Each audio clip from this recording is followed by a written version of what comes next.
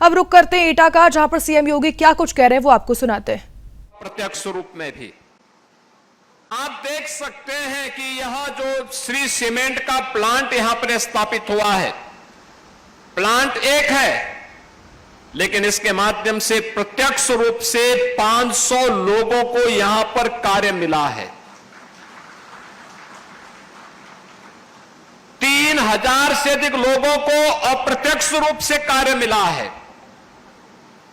कोई ट्रक के लिए, कोई ट्रक में सहयोग करने के लिए, और इसके बाद जहां जहां पर इन लोगों ने इस सीमेंट को बेचने के लिए अपने स्वयं के लोग स्थापित किए होंगे, वहां के व्यापारियों को भी अपने व्यापार को आगे बढ़ाने के लिए श्री सीमेंट ने एक अवसर दिया है।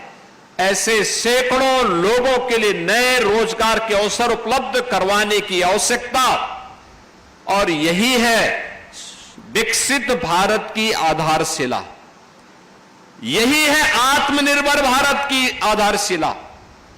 याद करिए, आप में से बहुत सारे लोग ऐसे होंगे जिन्होंने अपना बचपन देखा होगा, तब सीमेंट कंट्रोल से मिलता था। यानी अगर आपकी पहुंच है तो एक बोरा सीमेंट किसी प्रकार से मिल पाती थी।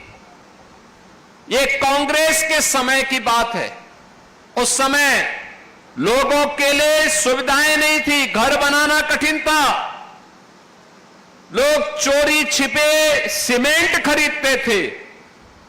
विकास कैसे होता है? कांग्रेस हो या समाजवादी पार्टी, इनकी दृष्टि सबका साथ और सबके विकास के प्रधानमंत्री मोदी जी के विजन के अनुरूप नहीं थी।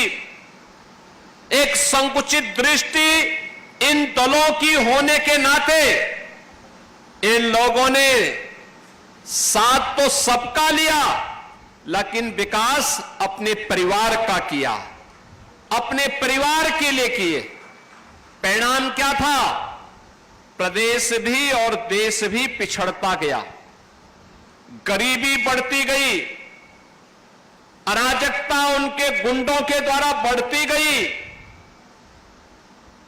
न व्यापारी सुरक्षित था, न बेटी सुरक्षित थी, और उस अराजकतापूर्ण माहौल में, दंगाग्रस्त प्रदेश में या देश में कौन व्यक्ति अपनी जान को दांव पे लगाता? ये नहीं हो पाता था। याद करिए, जब ये देश आजाद हुआ था 1947 में, 1947 से लेकर के 1960 तक यह देश दुनिया की छठी अर्थव्यवस्था थी, छठी अर्थव्यवस्था थी। उससे पहले जब हम 17वीं सदी में जाते हैं, 17वीं 18वीं सदी में यह देश दुनिया की नंबर 1 की अर्थव्यवस्था थी।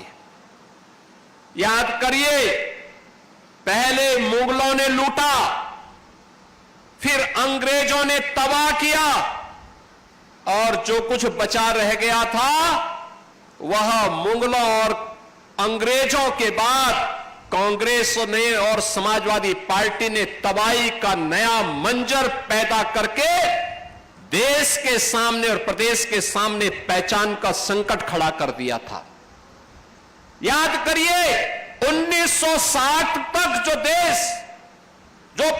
देश दुनिया की छठी अर्थव्यवस्था रही हो, वह देश 2014 तक आते आते आगे बढ़ने की बजाय दुनिया के अंदर हमारा स्थान अब 6 से 11वें स्थान पर आ गया। 11वें में प्रधानमंत्री मोदी जी के समय 11वें स्थान की अर्थव्यवस्था होने के बाद जब मोदी जी ने प्रयास प्रारंभ किया, विकास के माध्यम से एक मंत्र देशवासियों को दिया कि विकास सबका होगा, साथ सबका लेंगे, बिना भेदभाव के हर एक जगह का विकास करेंगे। परिणाम आया, आज भारत दुनिया की चौथी बड़ी अर्थव्यवस्था बन गई है और आने वाले 2 वर्ष में भारत दुनिया की तीसरी बड़ी अर्थव्यवस्था होगा। भारत का तीसरी बड़ी अर्थव्यवस्था होने का मतलब दुनिया के सामने